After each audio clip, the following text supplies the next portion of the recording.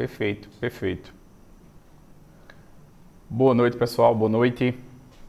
Olha, é um encontro nosso, um encontro muito interessante, onde eu creio que nós vamos ter uns 5 encontros e um encontro de cerca de 1 hora. E nessa 1 hora nós vamos ali abraçar um tema ou vários temas, onde a gente possa discorrer de forma muito significativa para os nossos estudos. A ideia automaticamente não é que a gente possa aqui se amarrar literalmente a um tema específico, tá? Mas muito mais a um período histórico onde nós vamos ali conversar um pouco a respeito deste período a ser tratado. E nesse caso especificamente, pensei hoje aqui para a gente, primeiro que o foco nosso tem que ser a história do Brasil, óbvio, né? Para os nossos concursos tem que ser a história do Brasil. E aí, consequentemente, para esse período, eu queria voltar à fase inicial mesmo, sabe? Aquela chegada ali dos portugueses, aquele primeiro contato com a população que aqui se encontrava. E esse já é um ponto interessante de reflexão para a gente, porque infelizmente a gente ainda continua vendo algumas pessoas trabalhando com aquela ideia de chegada dos portugueses, descobrimento do Brasil, como se essa terra ela não tivesse ali ninguém morando. E literalmente ela tivesse escondida como um paraíso terrestre e os portugueses foram lá e descobriram. E essa ideia, de fato, ela não pode persistir. Eu posso pensar sim na palavra descobrimento a partir do momento que eu não conhecia algo e eu descobri. Mas eu não posso pensar na palavra descobrimento do ponto de vista de superioridade de um povo que acha, entre aspas, acha no intuito de descobrir outro. Então, um primeiro ponto para que a gente possa entender boa parte da formação do Brasil, eu observar o morador que aqui já estava, né? A população que já estava inserida em um território geográfico que um pouco mais à frente será denominado de Brasil. Porque lógico que você está aí nos ouvindo e nos vendo, você não está imaginando aí, por exemplo, que um Caeté, um Tupinambá, um Aimoré ou um Potiguar, ele se considerava um brasileiro. Nada disso, você faz parte de uma tribo. Assim como, por exemplo, e como eu disse, um assunto vai puxando o outro, você faz essa mesma comparação levando lá para o continente africano. Você não pode imaginar que aquele período ali, onde nós tínhamos um trabalho escravo intenso, uma população escravizada de forma intensa, que essa população se considerava africano ou nigeriano ou qualquer outra nação que nós conhecemos hoje. Não, de forma alguma. Mas bem, você tem ali dentro do território, e volto a dizer, dentro do território geográfico, que hoje denominamos Brasil, uma população enorme. Bom, os dados aí, eles não são precisos, às vezes divergem de um autor para outro, mas calcula-se aí em torno de 5 milhões a população que existia, de população local, de população nativa, no período da chegada dos portugueses. Esse é um ponto aí, de fato, muito interessante para a gente. E essa parte específica, quando nós trazemos para a nossa região, ali para a região Nordeste, para o Pernambuco, Alagoas e toda essa área, e aí quando nós paramos para pensar e analisar que população nós tínhamos nesta parte especificamente do qual estamos estudando. Agora, não com o intuito, não há um intuito de que a gente possa aqui fazer uma memorização, decorar aqui tribos indígenas, que de fato será de uma perca de tempo, literalmente.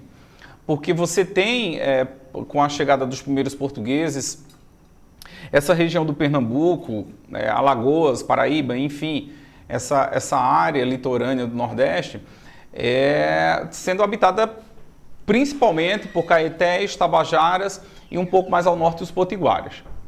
Se eu desço um pouco mais para a Bahia, por exemplo, eu tenho os Tupinambá.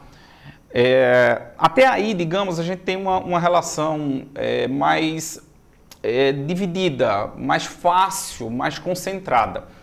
Mas vamos lembrar que ao longo das décadas, depois da chegada dos portugueses, nós vamos tendo aí uma quebra de algo que, digamos assim, estava tão bem repartido, né, para o nosso entendimento. E aí vai começar a surgir outras tribos, vai começar a aparecer outros nomes, o que torna de fato muito difícil essa memorização, como eu disse, desnecessária.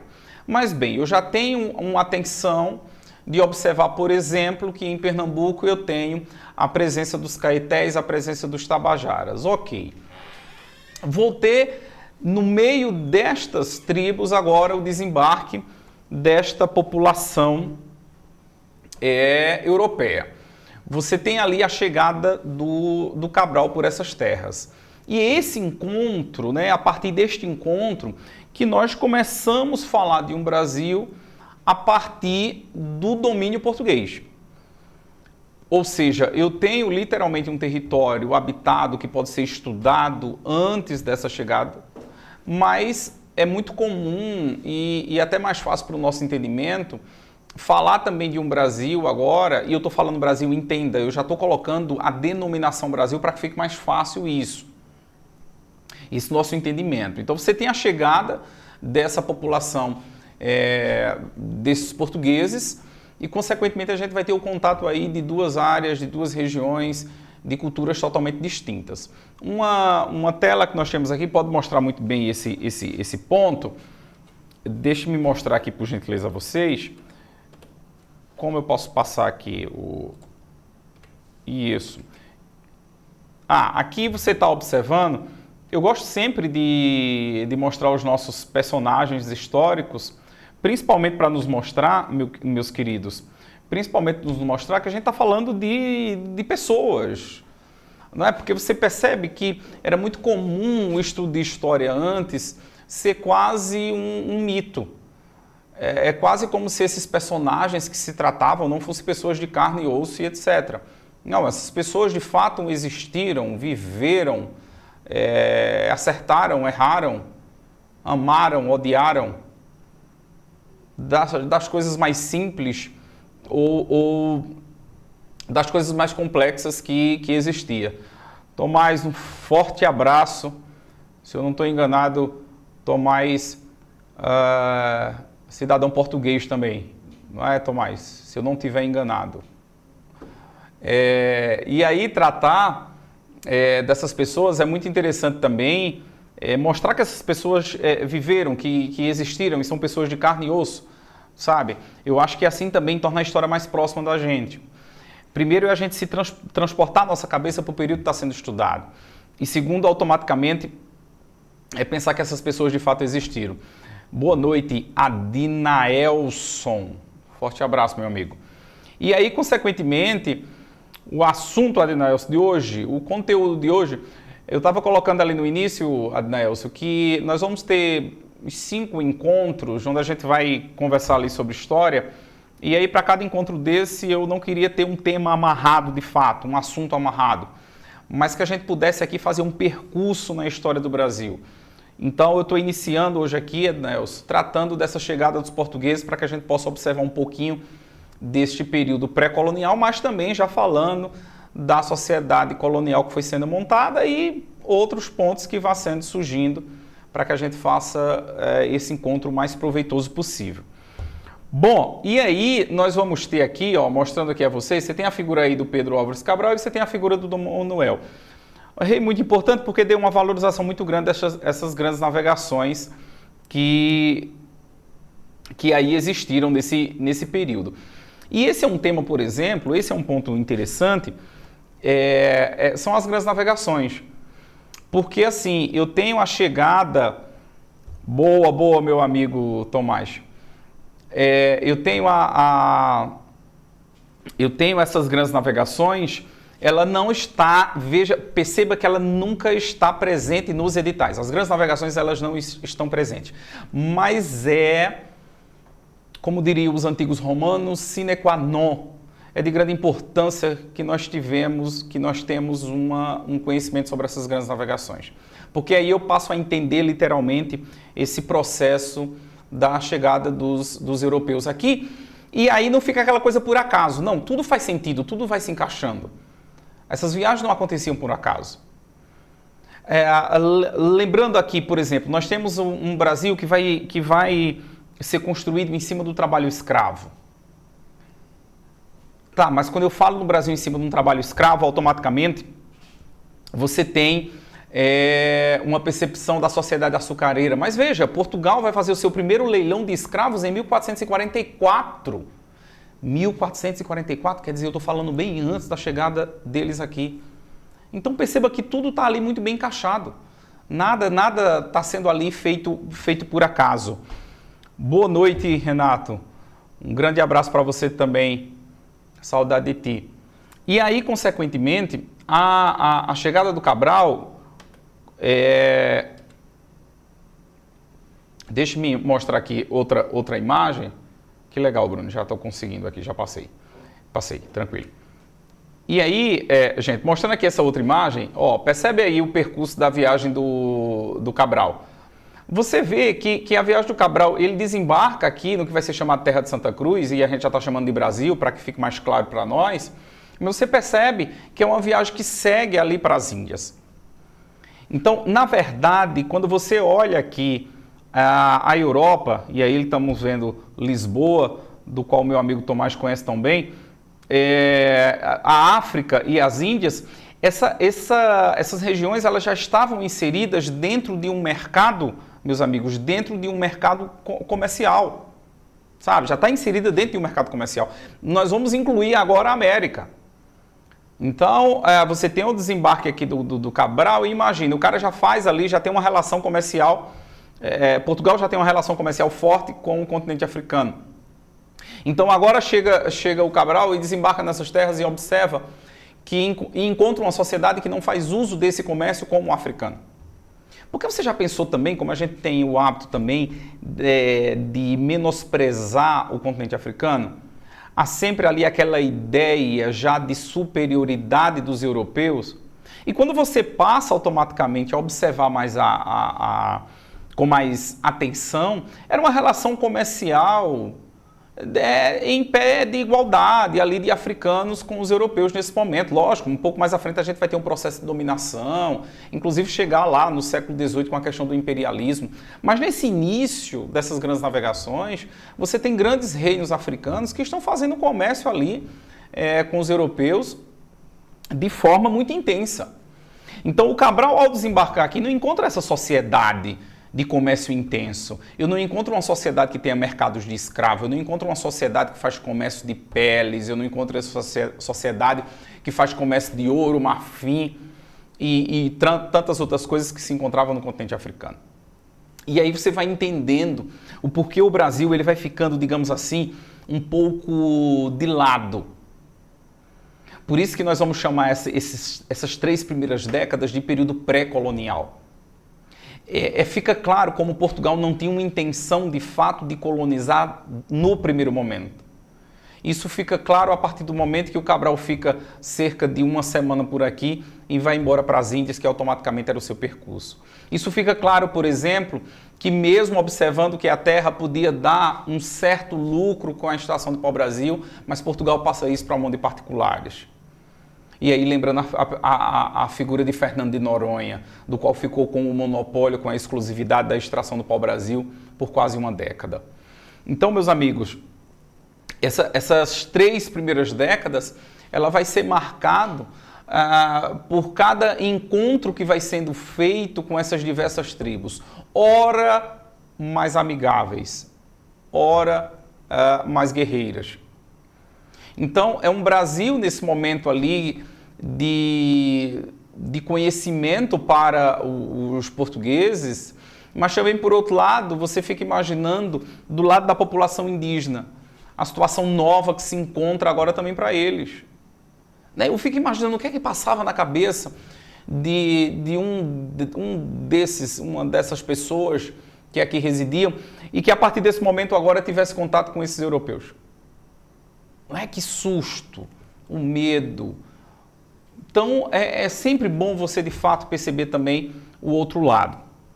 Mas, bem, você tem esse encontro, né? E mais uma vez aí uma imagem para a gente, para que você perceba aí e não esqueça desse encontro. Que choque, hein? É sempre comum, né? A gente fica imaginando, cara, como foi esse primeiro contato? Como foi sua comunicação? Literalmente, por gestos, não é? Mas, enfim, esse desembarque dos europeus e dos portugueses aqui, como eu estava dizendo, ele não foi algo literalmente por acaso e, ao mesmo tempo, ao desembarcar, ora, eu me deparo com algo que pode me dar um certo lucro. Estamos falando de uma época da construção das caravelas. Eram embarcações, de fato, que necessitavam de muita madeira. E aí vamos lembrar que a própria Europa, nesse momento, já não tinha essa dimensão toda de florestas. E, por outro lado, também nada parecido com o que nós tínhamos com florestas tropicais, não é verdade? Então, desembarcam e observam que tem uma vantagem aqui. Tem muitas terras, tem muita água, o próprio Caminha diz isso na sua carta. E tem o pau-brasil. E eles já conheciam? Já conheciam o pau-brasil. Essa árvore é muito típica de áreas de florestas tropicais. Então, essas madeiras já eram utilizadas há muito tempo para a construção de móveis, navios, mas principalmente para tingir tecidos. Veja essa imagem que também coloco para ti, você percebe essa imagem aí, ela gira lá por volta do século XIII, mais ou menos, e são franceses fazendo ali tingimento de tecido. E isso está sendo feito ali com o pau-brasil. Está sendo feito com o pau-brasil. Então você tem essas 3 primeiras décadas, basicamente é uma questão de observação do território, lutas foram constantes e, consequentemente, a extração do pau-brasil.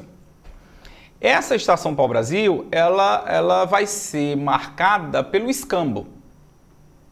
E aí o escambo, gente, ele já pode ser colocado como um comércio, mas um comércio não monetário. Porque o escambo vem no sentido de troca, mas é uma troca de mercadorias. Tá? É uma troca de mercadorias. Então, você tem essa população indígena, aquelas automaticamente que foram mais afeitas a este tipo de comércio, porque aí vamos lembrar que você também não pode homogeneizar, você não pode achar que toda a população indígena que aqui residia teve uma boa aceitação com os portugueses. E também depois a gente tem a chegada dos franceses. Mas outras não, outras vão lá e vão fazer comércio e tal. E aí, por exemplo, nessa imagem que te mostro, né? Isso, Rian, perfeitamente. Eu vou te mostrar aqui essa imagem, Rian, e a imagem vem ali com texto. E você vê aí, por exemplo, nessa imagem, é um mapa do século XVI. Você vê a população indígena ali, o que estaria ali derrubando árvores e etc. E aí, Rian, esse escambo automaticamente, e aí volto a colocar esse ponto que é muito importante, né? Quando a gente está falando de escambo, a gente está falando de uma relação comercial. Por exemplo, na Idade Média era muito comum você ter essa relação de escambo entre os feudos. E eu vou ter essa relação de escambo aqui. Se lá nos feudos medievais, por exemplo, você tem essa questão da troca de animais por trigo e etc., aqui foi essa relação dessa madeira, como você coloca aí, Rian, espelhos, facas, machados, bom, e tudo, automaticamente, tudo o que essa população indígena não conhecia. Porque é o novo, sabe, meninos? É o novo que está se conhecendo. E aí, geralmente a gente vem com uma discussão, e observa muitas vezes uma discussão muito simplista, de colocar assim a população indígena sendo besta, mas, automaticamente também, você tem que imaginar que estamos falando de algo desconhecido. algo novo. Então, consequentemente, não podemos pensar nessa ingenuidade banal. Eu vou fazer essa troca, Rian, por um espelho que eu não conheço, por tesouras que eu não conheço, por facas, machados. E isso automaticamente era novo. E na luta com outras tribos também era vantajoso, não era? Você está com uma faca e com machado? O Adnaelson coloca para a gente aqui, professor, é verdade que com a chegada das primeiras embarcações os índios foram pacíficos, pois acreditavam que seus deuses viriam do mar? Porra nenhuma, Adnaelson. Pacífico não. Porque assim, você tem uma parte aí dessa história que é verdade, tá? Mas essa parte aí que é verdade, ela vai se encaixar lá na região do México com os astecas. Parte da população que via ali, quando os espanhóis chegaram, aí tinha aquela ideia, até porque o calendário maia batia, sabe? O calendário maia batia com a chegada dos deuses e tal. Foi uma coincidência da porra, né? O calendário maia bateu literalmente na chegada dos espanhóis. Então lá para aquela área, Adnaelson, alguns achavam que de fato era deuses. Sabe? Alguns achavam de fato que era Deus. Mas aqui não. Aqui, Adnaelson, você tem uma parte ali dessas tribos que foram mais amigáveis. Por exemplo, os tupiniquins na área da Bahia, onde o Cabral desembarcou, beleza. Agora os caetés aqui em Pernambuco, meu amigo, tem essa história de deuses não. Tu tá entendendo?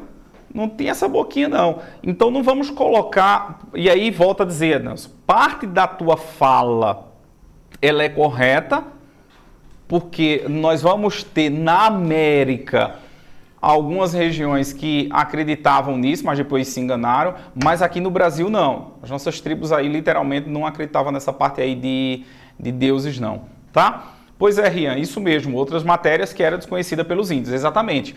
A gente coloca sempre como exemplo aí essa questão faca, espelho e tal, tudo mais, porque é mais simples, mas vamos imaginar que tudo que era novo literalmente chamava atenção. E, gente, não é diferente da nossa sociedade hoje. Não é diferente. Chega-se algo novo automaticamente e ali a galera vem e paga uma fortuna por aquilo e depois você não sabe mais para que serve. Você não sabe para que serve. Tem um monte de gente, por exemplo, conheço alguns colegas, por exemplo, que compraram um drone. Pagaram uma fortuna no drone. Usaram uma vez. Porque eu fui imaginando, para que porra eu vou comprar um drone? Mas tá na moda, tal, chama atenção, tal. Vai lá e compra um drone. Não é? Tem um negocinho, acho que esse ano, não tem 6 meses, saiu um negocinho que você fica apertando umas bolinhas que entra e sai, coloridinho. Tem uns até com a bandeira gay, eu acho que um de vocês deve ter. Aquele negocinho que diz que é pra tirar o estresse e tal. A galera vai lá e compra e paga, que é uma novidade, 30, 40 reais um negócio para apertar a bolinha e tal, tudo mais. Não é tanta coisa que você pode fazer com seus dedos para relaxar, você vai lá e compra aquele negócio lá caro. Então, não vamos pensar a população indígena como besta não. Veja suas atitudes hoje, talvez a gente esteja ainda nesse mesmo barco. Tive a oportunidade de conversar com os portugueses e na história deles, onde eles foram ensinados, a descoberta do Brasil foi planejada, todos que ocuparam o Brasil são considerados como heróis. Eu não tenho dúvidas, Tomás, disso. Porque também fico me imaginando, é isso que eu sempre gosto de colocar. Vamos pensar o outro lado. Se fôssemos nós, não ia fazer a mesma coisa? Eu vivo engasgado com o Uruguai até hoje em dia, de ter perdido aquela região. Não é? Todo mundo sabe que o Uruguai era a província cisplatina, que pertencia ao Brasil, o Brasil foi e perdeu. A culpa lá de Dom Pedro, eu vivi engasgado com os uruguaios direto. Então, mas por outro lado, para eles, conquistaram sim sua independência. Não é? Foram lá e conquistaram. Basta nem ser desconhecido, professor. O pessoal hoje em dia é capaz de vender a casa para ter um celular de última geração. Perfeito, Rian, perfeito. É isso que eu quero que nós observamos. E até porque, gente, a minha fala, eu estou falando literalmente o que se discute de mais novo na história. Porque, lógico, se você pegar a nossa história de 20 e 30 anos atrás, não era esse o discurso. Era do índio pacífico, era do índio que simplesmente baixou a cabeça para os portugueses. E não foi bem assim. As lutas foram intensas. Boa parte da população indígena ela não desapareceu simplesmente porque ela baixou a cabeça, não. Ao contrário, porque ela lutou. não foi diferente em nenhuma região. Agora, teve tribos que automaticamente passaram a ter uma relação mais próxima, inclusive de aculturação, e teve outras que não, resistiram até desaparecer mesmo. Calcula-se 120 línguas faladas no Brasil nesse período. 120 línguas indígenas faladas. Se não me falha a memória, resta 30. Algumas desapareceram, inclusive, sem nunca ter sido estudadas. Sabe-se de poucos registros. Bem difícil, né? Bem difícil. Peguei briga com eles no território deles. Tu é demais, Tomás. Tu é o cara, meu irmão. Perdão, inclusive eu estava agora falando o tempo todo aqui com a imagem, né? Esqueci de passar aqui para vocês, tá? Mas lembra que a gente está aqui ao vivo, tudo ao vivo, e tem hora que não... Mas vocês estavam me ouvindo, né? Lógico que eu aqui também prestando atenção no que vocês estão escrevendo. Nesse momento agora a nossa tela caiu, mas tudo bem, tá? Vou botar aqui de volta. Levou uma flechada, Tomás? O Tomás quase dava uma flechada na população indígena. Então consequentemente... Meus queridos, pensar nessas 3 primeiras décadas, vamos pensar o seguinte. É uma relação de conhecer o território, basicamente litorâneo, não é? Porque não havia aquela intenção de fato de adentrar. Você tem uma resistência indígena fortíssima, com algumas uma relação de escambo, de troca. Ao longo do litoral vão surgindo ali feitorias. Também nenhuma novidade, tá? Essas feitorias também eram feitas lá na África. Elas se viam ali de tudo. Elas se viam de local de troca para o escambo, elas se via de armazenamento para os produtos que eram extraídos. Ela se via ali com uma questão de fortaleza, de resistência, tá? Da mesma forma.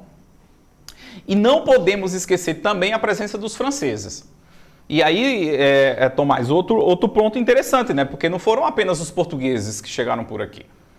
Os franceses também desembarcaram nessas terras, os franceses também fizeram relações com o pau-brasil, com essa relação de escambo. Os franceses também montaram colônia, e aí não podemos esquecer ali a região do Rio de Janeiro, quando os franceses ali, com o almirante Coligny, com Villavillon, foram lá também, montaram também colônia, que também terminou aí não dando certo. Então, você tem automaticamente aí digamos assim, de uma forma geral, este período pré-colonial. Vindo aqui, sargentômetro. O Bruno está mandando um abraço para você, sargentômetro. Veja só adentrou devido à pecuária, há outros pontos também, sargentômetro. Nós vamos ter aí, essa interiorização, ela vai se dar principalmente a partir da União Ibérica, tá? A partir da União Ibérica, por quê? Porque o Tratado de Tordesilhas passa a ser desrespeitado, né? E veja como a gente volta para as grandes navegações de novo. Né? Falar do Brasil colônia, período pré-colonial e colonial, é falar do Tratado de Tordesilhas. E onde é que ele vai surgir? Se não ali no período das grandes navegações. Não é verdade? Então, volto a dizer, o teu edital não vai estar pedindo as grandes navegações. Mas é algo obrigatório que nós temos que colocar. Então, você tem aí não só a relação com a pecuária, mas tem outros pontos também que nós vamos abraçá-los um pouco mais à frente. Cara, eu quase fui expulso do setor onde eu estava. Eles não aceitavam o contraditório em querer ser dono da verdade. É sempre assim, né? É sempre assim. É natural, Thomas. Gustavo, um abraço. Cachoeirinha. Hugo, um abraço bem forte para ti, cara. Saudade. Venham-se embora aqui também para o presencial. Você sabe que eu gosto, né? Eu gosto do presencial porque, como todos sabem, eu gosto de andar na sala, eu gosto de chegar junto, fazer a história junto com vocês. Mas é legal também quando vocês colocam assim a pergunta, a gente não se sente tão só. Porque também quando tá só gravando ali, cara, aí você se sente tão isolado. E isso pro professor de história é para matar. Né? Talvez ali em outra disciplina seja legal. Mas a história, ela precisa ali do debate. É como o Thomas, tem hora que eu chamo Thomas, tem hora que eu chamo Tomás. Mas, Tomás, o legal da história é isso, é você observar o contraditório. É isso que faz com que seja, de fato, bem interessante. Tá?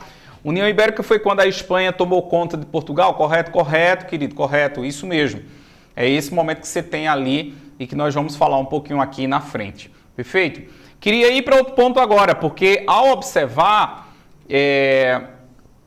depois passado ali 3 décadas dessa questão de conhecimento, né, do território, e aí vamos pensar, pô, 1530 e as Índias já não era tão novidade assim, né? Você tem automaticamente franceses, ingleses, holandeses, portugueses, espanhóis, todo mundo já sabia o caminho para as Índias.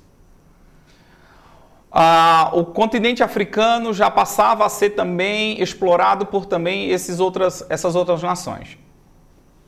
E a presença de franceses aqui, o tempo todo no litoral também fazendo esse escambo com a população indígena. Então tu imagina a situação de Portugal. Portugal vai chegar um momento que vai ter que parar para pensar. E parar para pensar o quê? Olha, ou colonizar ou vamos terminar perdendo a terra. Porque também, se você for pensar só na questão de riquezas, nós continuamos não tendo. Não é verdade? Se você pensar 3 décadas depois, Gustavo, então quer dizer que passa a ter comércio com essa população indígena? Não, era relação de escambo. Encontrou ouro, prato, outra coisa? Não. Então colonizar passou a ser uma necessidade. Trazer colonos para cá para eu garantir pelo menos a terra. E outro detalhe também, a essa altura já se sabia da presença de minérios no continente americano, principalmente em terras espanholas. Então era muito importante fazer essa colonização para Portugal, não perder as terras e, consequentemente, montar uma estrutura administrativa aqui, porque não tinha. Ok, Hugo, seja bem-vindo sempre. Muito bom, nas aulas que assisti sobre o período pré-colonial, os professores quase não falavam sobre as embarcações, e o senhor tocou muito bem nesse assunto. Conhecimento nunca é demais. Perfeito, nunca é demais, por isso que a cada aula, a cada encontro, também estou aprendendo, a cada leitura, a cada pesquisa. Achar que sabe tudo é uma desgraça, isso já mostra que você não sabe nada, não é? E eu acho que na disciplina de história é isso, quando a gente está sempre aprendendo um pouquinho mais. A cada livro, cada autor que eu me debruço, a gente vai sabendo um pouquinho mais e é tão bom descobrir coisas novas, né? É muito, muito, muito gostoso para a gente.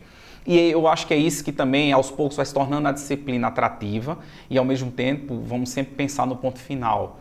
Você pega lá uma prova no teu concurso, pega as questões de história que tu passasse ali o tempo todo conosco, brincando, conversando, a prova torna-se de uma leveza muito grande para ti, porque tu automaticamente tu vais conversar com a prova, tu vais brincar com o autor também. O que é que ele está dizendo? Ele está discutindo um ponto aqui que a gente discutiu dentro de sala de aula. Por isso a importância, de fato, ali da sala de aula na disciplina de história e essa troca de informações, porque todo mundo sabe alguma coisa e que pode passar para o outro. Isso nos ajuda demais. Vocês, de fato, sempre ajudam muito. Beleza, mas Portugal agora decidiu colonizar a terra. Como trazer colonos para cá? Nenhuma novidade de novo. Nenhuma novidade.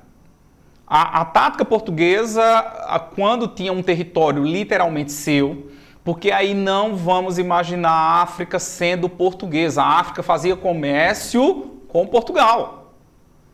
Os portugueses não tinham ali a região da África sua, não. Tá? Volto a dizer, ao longo das décadas e de séculos, Portugal vai tomando territórios. Como, por exemplo, a região de Moçambique, de Angola, Cabo Verde, né? São Tomé e Príncipe, nossos irmãos de língua portuguesa. Mas nesse primeiro momento não, é uma relação de fato ali de comércio. Agora, onde Portugal conseguiu de fato dominar de vez, como Açores, Madeira, essas áreas aí, era muito comum o fatiamento de territórios para que melhor administrasse. E é isso que vai ser trazido para o Brasil, né? O que nós chamamos de capitanias hereditárias. E o Brasil vai automaticamente ficar mais ou menos nesse formato aí que eu te mostro aqui, olha. Então você tem aí o Brasil sendo fatiado, e aí, meus queridos, veja a importância. Mais uma vez eu colocando, você vai ter nos mapas sempre o limite do Tratado de Tordesilhas. E onde é que eu busco esse assunto? Nas grandes navegações. O desembarque do Colombo em 92 e o Tratado de Tordesilhas feito em 94. Se eu pego a história do Brasil só a partir de 1500, eu estou deixando muita coisa de fora. E volto a dizer, não vai estar no edital pedindo que você veja. Mas automaticamente é obrigatório que você tenha um conhecimento sobre isso. Facilita demais o teu entendimento. Eu não posso estudar apenas as consequências. Eu só vou entender as consequências se eu entender as causas. No edital pode pedir as consequências apenas. Mas eu não posso me limitar apenas a isso. Não se limite, tá? Sim, querido. Olha, você tem aí o Brasil sendo dividido em 14 capitanias hereditárias, são 15 territórios. Mas elas, primeiro ponto, vamos lembrar uma coisa aqui. O intuito de fatiar era que desse tão certo como em outros territórios, mas a dimensão a gente já vê aí que era totalmente diferente. Voltando aqui no mapa, dimensão totalmente diferente. Qual o intuito disso? Colonizar, trazer colonos para morar aqui, para garantir a posse da terra. Ok, pego essas capitanias e jogo na mão ali de algumas pessoas que tinham uma certa moral com a coroa portuguesa, porque também não pense aí que eram tudo aí, eram burgueses, ricos, milionários, que diziam, porra nenhuma. Teve alguns que nem os pés botaram aqui, alguns que vieram e disseram, não, aí pra mim não dá não. Aí ao mesmo tempo você vai entendendo, o intuito português era colonizar, vou fatiar, jogo na mão de capitães donatários, que vão ter a função de doar terras dentro das suas capitanias, as famosas sesmarias, os latifúndios, para incentivar portugueses para vir para cá. Beleza. Mas qual a questão? Bom, nem todo mundo aceitou. Nem todo mundo sabia lidar com a terra. O que foi escolhido aqui para ser implantado foi a lavoura canavieira. Nada mais comum também. Ao observar o clima e o solo, já chamou a atenção desde os primeiros momentos. É um produto que passa a ter cada vez mais uma aceitação fantástica lá na Europa. Claro, Portugal dominava essa indústria açucareira. Então, cana-de-açúcar. Perfeito. Só duas, como bem colocou aqui o colega, só duas de fato vão prosperar. Por motivos já citados. Mas também podemos acrescentar outros. Porque você tem, cada capitania hereditária dessa, tornou-se, gente, literalmente ilhas. Cada capitão donatário regia da forma que achava que seria mais interessante. Volto a dizer, capitanias ficaram abandonadas. Capitães donatários que vieram, mas não tiveram recurso, porque a terra recebia, mas não recebia mais do que isso. No caso de São Vicente, além de ser menor, você tem automaticamente, sendo ali a primeira região para ser montada essa colonização, o Martim Afonso de Souza. Por que para ali para baixo? Gente, é a região que está mais próxima ao Tratado de Tordesilhas. É a região que está mais próxima ali do limite com o que seria da Espanha. E a região do Pernambuco, eu coloco que deu sorte. Pegou um capitão donatário experiente, o Duarte Coelho desembarca aqui, já por volta de 49 anos de idade, experiente em navegações ali junto com seu primo Gonçalo Coelho, e desembarca com a família inteira. Então foi aquele cara de fato que veio e disse é isso e acabou. Não veio para brincadeira. E lógico, ao longo do seu percurso foi também tendo seus golpes de sorte, dominando áreas indígenas, os colonos que foram chegando. Também foi um cara ali que já foi pensando mais longe. Por exemplo, o Duarte Coelho vai ser o primeiro a vir com a história de trazer escravos africanos para cá. Porque sim, a essa altura você já tinha ali uma massa considerável de escravos indígenas.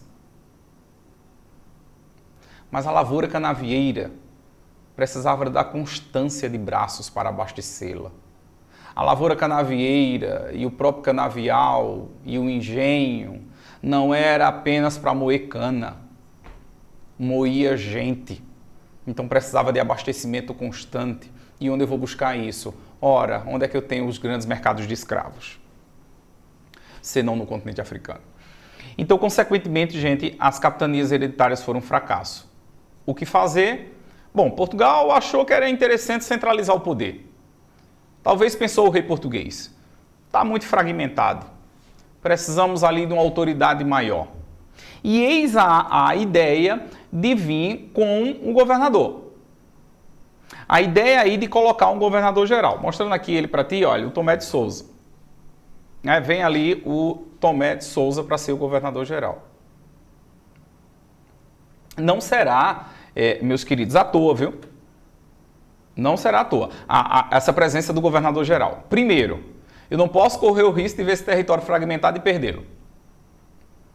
Segundo, a capitania da Bahia de Todos os Santos voltou para a coroa portuguesa. Então, mandar para cá um governador-geral resolvia o problema de uma capitania, que passaria a não estar mais abandonada, centralizaria a administração portuguesa, facilitando, né, o controle dessa região e, consequentemente, também, que não podemos esquecer, junto com Tomé de Souza, vai se fazer mais presente agora a igreja. Porque Tomé de Souza vem, vai fundar a cidade de Salvador para ser a nossa capital e desembarca também os jesuítas. Vem lá os jesuítas, então a presença constante da igreja. E eu não sei se você lembra o quanto geralmente os editais envolvem essa questão da igreja. Mas não é um tema específico.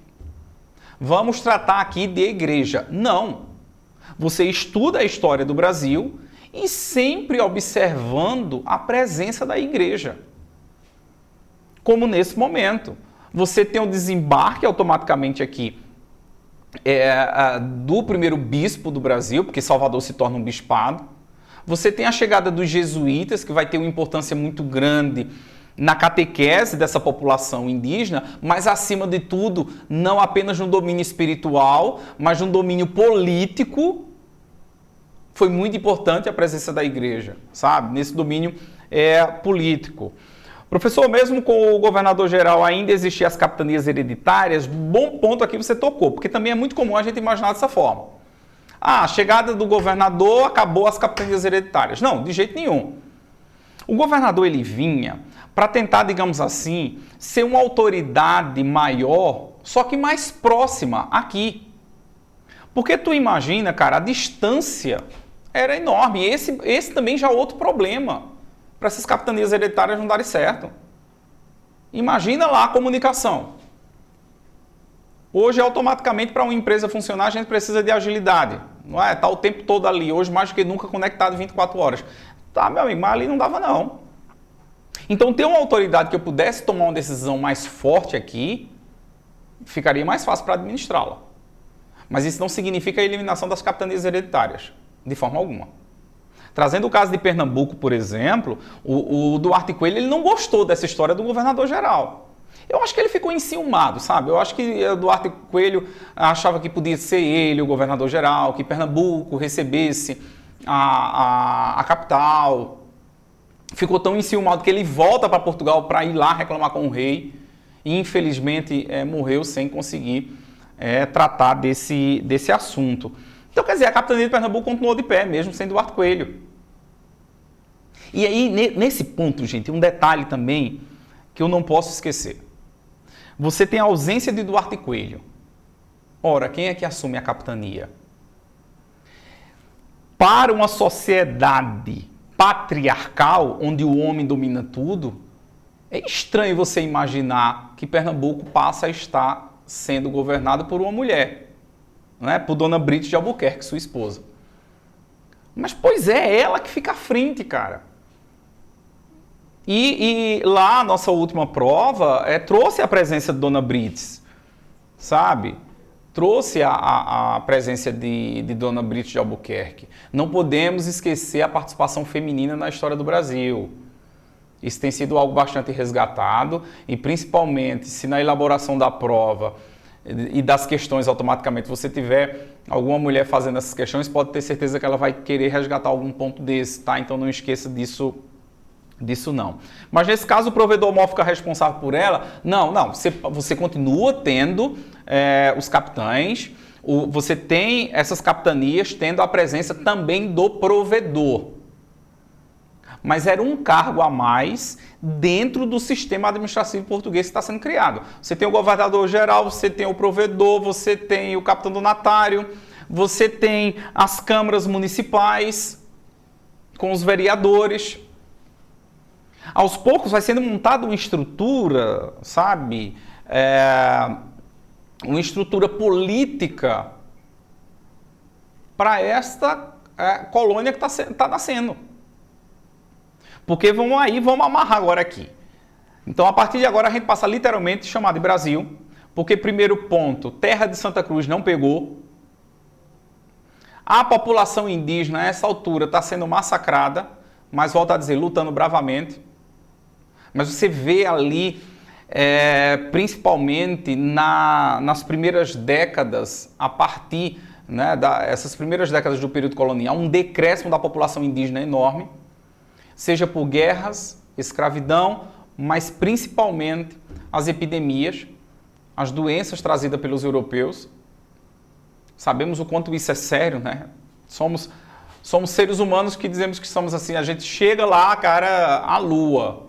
Acredita-se que daqui em 2030 o homem chega a Marte.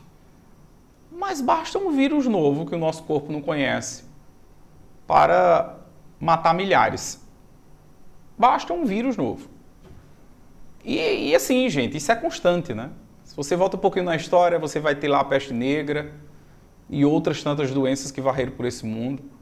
Nós vamos ter 100 anos atrás, a gente estava passando pela gripe espanhola, agora o coronavírus, e talvez daqui a 100 anos de novo, e enfim. E a gente vai aí sobrevivendo, né? Para mim tá bem. Eu sobrevivi à peste negra, sobrevivi à gripe espanhola, estou sobrevivendo ao Covid. Eu espero, daqui a 100 anos, se vir outra pandemia, também sobreviver a ela. Mas bem, esse Brasil colonial, ele vai estar sendo montado em uma sociedade açucareira. Não é? O açúcar, automaticamente, foi tomando conta. Veja nesse mapa que te mostro agora, você vê que o litoral vai sendo tomado pela lavoura canavieira. Região de Pernambuco aqui mais ou menos com 66 engenhos. Açúcar. Não se pensava em outra coisa. Açúcar. Bom, no primeiro momento nada natural, nada mais natural. Era o que dava lucro, se deu muito bem na terra, mão de obra eu tenho, latifúndio, enfim, tinha tudo, clima, tá tudo perfeito. Então nada mais natural que se pensasse de fato ali na lavoura canavieira, que vai tomando ali o litoral. Por outro lado, vamos lembrando aí que Portugal continuava ali no litoral, sem ingressar ali para o interior. Nós vamos precisar de outras causas aí para esse ingresso. Tratando de lavoura canavieira, nós não podemos esquecer aqui de um detalhe que é sempre importante na história do Brasil. Exato, sargento, nós vamos ter o clima tropical, o solo massapê, esse solo avermelhado, rico em nutrientes. Foi o casamento perfeito. Mão de obra, seja a população escravizada indígena no primeiro momento, e depois a escravidão africana vai se tornando predominante. E aí um detalhe muito importante. A escravidão africana ela foi se tornando predominante porque era mais lucrativo para Portugal. Era outra fonte de renda, era outra fonte de negócios. Tá? Eu vou tomar uma água aqui porque me trouxeram água, não tinha cerveja, tá? Porque numa caneca bonita dessa aqui, olha a caneca, cara, que massa aqui, ó. Olha que legal aqui essa caneca. Veja só. Olha a caveirinha rindo aqui, ó. Agora imagine isso aqui, cara, como ficava bonito aqui, ó. Cerveja aqui, ó, espuma aqui. Que massa, hein? Mas tudo bem, tá valendo a água aqui. A presença de vocês é melhor do que qualquer coisa. Então, meus amores, era mais lucrativo para Portugal, sem sombra de dúvidas. Porque às vezes a gente não percebe, mas nós estamos falando aqui de dois negócios. Açúcar e escravos. A lavoura açucareira depende do escravo. Perfeito? Então, consequentemente ali, Portugal vê aí mais uma fonte de lucro. Então, a predominância do trabalho africano escravizado, ela foi muito mais uma imposição mercantil do que qualquer outra coisa que você venha imaginar. Até porque se a gente volta naquele ponto que eu estava falando, né? Se o engenho é uma máquina de moer gente, então, consequentemente, precisa de constantes braços. A população indígena litorânea ela foi decaindo. devido aos motivos que já sabemos, guerras, escravidão, doenças, etc. Tá? Então esse é um ponto aí que não podemos esquecer. A presença, final do século XVI, a gente tem a presença predominante agora do trabalho escravo africano. Perfeito? E você vê, como eu estava dizendo aqui na imagem, essa questão do litoral, né? Como o litoral vai sendo tomado ali pela cana-de-açúcar, sendo de fato muito importante. E aí, falando da cana-de-açúcar, outro ponto ali que não quero esquecer. Desde a presença portuguesa na África, desde o momento que Portugal passou a fazer os seus primeiros leilões de escravos, construiu os seus primeiros engenhos, estou falando ali em terras como Madeira, Cabo Verde, etc., também já se fazia a presença holandesa. Portugal foi buscando ali, junto a investidores holandeses, recursos para bancar tudo isso. Não é estranho pensar os holandeses. Desde a Idade Média, ali na Baixa Idade Média, quando você tem um renascimento urbano e, consequentemente, comercial, você tem a região da Holanda ali sendo um grande foco da burguesia enriquecida. Então foi se tornando ali um centro, digamos assim, hoje a gente poderia dizer um centro de negócios bancários muito intenso. Então ali eu tenho fontes de recurso. Tá? Então essa parceria de Portugal com os holandeses, nessa questão de empréstimos, ela já se fazia. Agora eu trago isso também para o Brasil. Esses engenhos todos que vão sendo montados aqui, muitos deles sendo montados com capitais holandeses. A Holanda vai sendo também, ao mesmo tempo, uma grande fonte de compra desse açúcar, de distribuição, de transporte. Então, quando você pensa em basicamente todas as etapas da produção açucareira, do escravo, a montagem do engenho, o transporte e a venda do açúcar, tinha capitais holandeses. Em algum ponto específico, você tinha capitais holandeses ou holandeses diretamente ligados. Tá? Isso principalmente lá na Europa. Então, consequentemente, você passa a ter esse ponto aí que nós não podemos esquecer, né? Essa presença desses holandeses aqui. E aí, consequentemente, deixa eu me mostrar aqui para ti este engenho, para que a gente lembre aí muito bem, né? O Brasil vai sendo montado em cima desses engenhos.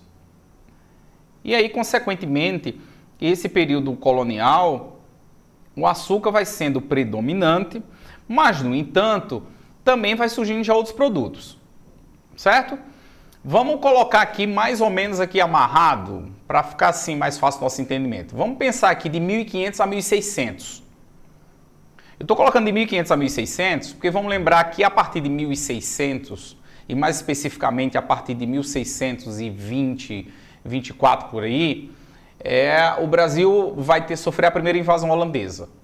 Então vai sendo um marco aí divisor para a interiorização. Eu acho que esse período aí de 1600 a 1700, ele abraça de novo vários temas, que será muito interessante aí para outro encontro nosso. Mas quando a gente pensa entre 1500 e 1600, para que a gente possa amarrar aqui esse nosso encontro de hoje. Quando eu penso em 1500 e 1600, eu penso primeiro num período pré-colonial, e aí onde você coloca principalmente essas características do período pré-colonial, tá? Escambo, pau-brasil, feitorias, franceses, coloca palavras-chave que você possa lembrar do contexto geral trabalhado. Cheguei no período colonial. E aí nós sabemos que nesse período colonial você vai ter diversos acontecimentos. Mas volto a dizer, nós estamos falando ali entre 1500 e 1600. Pensou nesse período agora, mais especificamente entre 1530 e 1600, sociedade açucareira. Tá? Sociedade açucareira. Vitor, forte abraço, meu irmão. Então, consequentemente, você pensa ali na sociedade açucareira. Então, você pensa um Brasil que está sendo criado em torno de um engenho. Agora, lógico, ao mesmo tempo você vai tendo ali o surgimento de outros produtos, não para desbancar o açúcar, mas na verdade vai servindo de aporte ou de suporte ao açúcar. Por exemplo, a presença do gado foi muito importante nos engenhos. Ora, eu tenho lá o canavial. Retirei a cana. Como é que essa cana vai chegar até o engenho propriamente dito para moer? Carro de boi. O açúcar está pronto. Vai ser levado até o porto. Carro de boi. Então, o transporte vai ser feito em cima do carro de boi. O gado vai tomando uma importância muito grande para o engenho, para o desenvolvimento do engenho. E aí eu também tenho uma lavoura de subsistência, porque, óbvio, precisava-se de algum alimento. Então, isso era muito comum você ter dentro do engenho que era chamado de brecha camponesa. Você colocar ali o escravo automaticamente, você colocar ali um escravo para que ele produzisse naquele pedacinho de terra fruta, verduras, legumes, mas principalmente farinha de mandioca. Gente, a farinha de mandioca teve uma importância tão grande, foi tão importante, que nesse período mesmo era muito comum levar daqui para a África para a compra de escravos. Então, de fato, era muito importante. Então, veja, eu tenho no engenho a lavoura de subsistência, eu tenho no engenho o próprio açúcar, tá? Eu tenho no engenho, aos poucos eu vou tendo já a presença de algodão, áreas que vão tendo um grande desenvolvimento de tabaco, aí rapadura, cachaça, tá? Para que a gente não fique limitado a isso.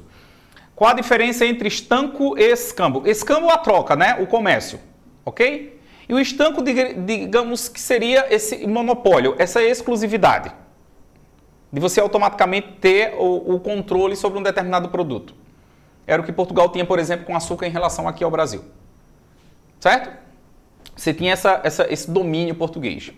Até porque, volto a dizer, nós estamos tratando de um período marcado pelo mercantilismo. E dentro do sistema mercantilista, a função da colônia era dar prioridade, era dar literalmente todo o lucro possível à sua metrópole. A metrópole ela vai tendo ali automaticamente o controle sobre essa colônia.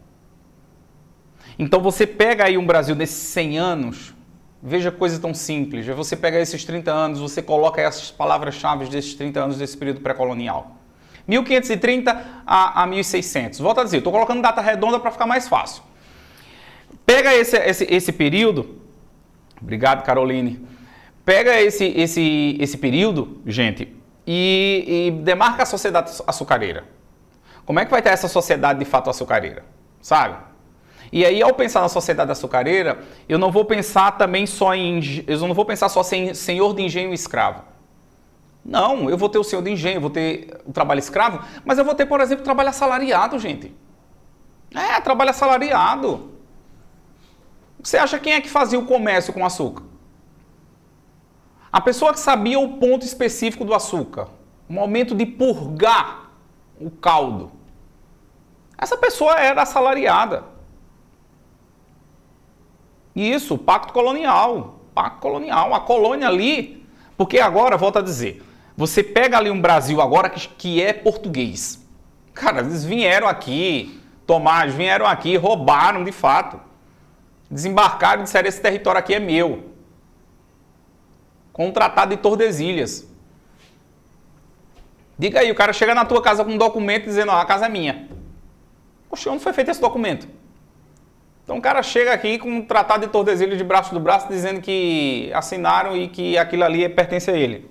Agora é de Portugal. Então você tem ali o Brasil, beleza. Então o Brasil agora, sargento, ligado dentro do pacto colonial mercantilista a Portugal. Acabou-se. Portugal tem a exclusividade, tem um monopólio. Tudo que sai aqui tem que ir para Portugal. Tudo que sai aqui tem que ir para Portugal. Mas queria que a gente tivesse atenção a esses dois pontos. Primeiro, o ponto específico é o açúcar. Mas aos poucos vai aparecendo outros produtos. Não que vá concorrer com o açúcar. Mas é para a gente não pensar que só se produzia açúcar. E segundo detalhe, é a própria sociedade açucareira. Não era só senhor de engenho e escravo. era senhor de engenho, escravo, trabalho assalariado. Alguns pontos, algumas pessoas chegavam a ser consideradas quase como uns servos.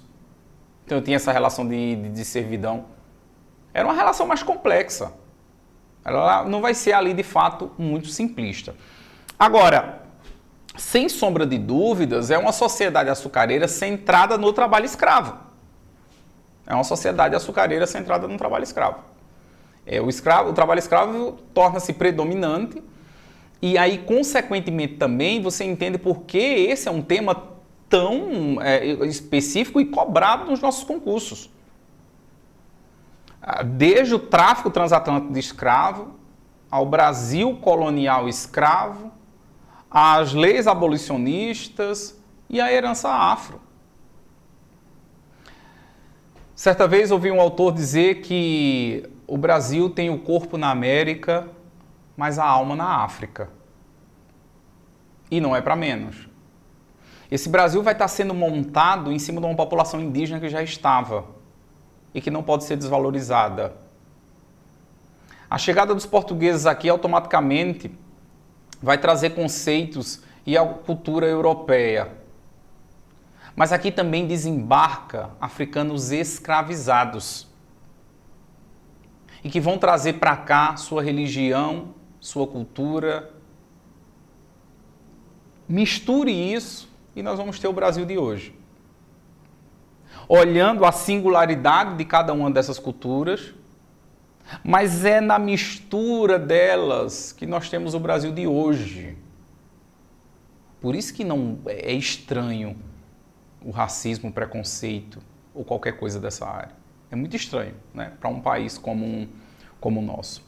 Laurentino usa essa frase em um dos capítulos do seu livro. Pois é, Vitor. Exatamente. Então, esse é um ponto que não podemos esquecer, né? Não podemos esquecer de forma alguma. Então, meus queridos, olha, hoje, como eu disse, eu não quero que cada encontro nosso, nós vamos ter aí 5 encontros que fosse de um tema específico, mas na verdade que a gente pudesse pegar um período histórico maior para que a gente conversasse um pouquinho sobre ele. Fizemos um encontro aqui nessa faixa aqui de um século, né? Entre 1500 a 1600. Próximo encontro nosso, o intuito é entre 1600 e 1700. O que é que nós vamos ter entre esse 1600 e 1700? Nós vamos ter presença dos holandeses, expansão territorial e também já no finalzinho ali descoberta do ouro. Então é um Brasil que já vai mudar significativamente. E por outro lado também é um Brasil que vai alargar suas fronteiras e que consequentemente vai se tornar mais do que nunca a joia da coroa portuguesa. O Portugal que nem queria, num primeiro momento, montar o seu processo colonial, parece que agora disse, olha, aqui de fato vai estar a riqueza. Mas isso automaticamente no século seguinte. Mas um ponto interessante aqui para nós e que nunca podemos deixar de fora será o Brasil holandês e essa expansão territorial, para que a gente entenda que Brasil é esse que vai chegar no próximo século. Já não é mais esse do limite do Tratado de Tordesilhas, já não é mais o Brasil ligado só à questão do açúcar. Será de fato mais ampla. As bandeiras é nesse período também. Vitor, as bandeiras é nesse período também. Não é? É por isso que lá no início o colega estava colocando a questão da pecuária, do gado, e eu estava colocando, olha, tem outros pontos a ser falado. Nós precisamos entender aqui, primeiro, a União Ibérica, que vai fragilizar o Tratado de Tordesilhas. Na sequência, a chegada dos portugueses. A chegada dos portugueses leva a um incentivo maior para a interiorização, com as bandeiras. Eu vou tendo ali a região também da Amazônia sendo cada vez mais explorada com as drogas do sertão. A presença da igreja vai se tornando mais intensa. E o resultado disso, dessa expansão, será principalmente a descoberta do ouro. Então, como eu disse, se você imaginar aqui na minha fala, já foram 5 temas, mais ou menos, 5, 6 temas, que eu espero abordar com vocês no nosso próximo encontro. Eu queria agradecer a presença de todos. É sempre bom ver pelo menos alguns nomes aqui, e aí matar um pouquinho da saudade. Recife é o que é devido a Nassau. Vamos conversar sobre isso. No próximo encontro a gente vai tratar um pouquinho disso também, para a gente entender todo esse processo de formação. Meus queridos, um abraço bem forte para todos, fiquem na paz. Espero que tenham gostado. Eu gosto demais de conversar sobre o assunto, mesmo que estando assim à distância, mas eu sabendo que tem alguém aí do outro lado me ouvindo, é sempre um prazer. Um beijão, gente. Fica na paz. Até a próxima.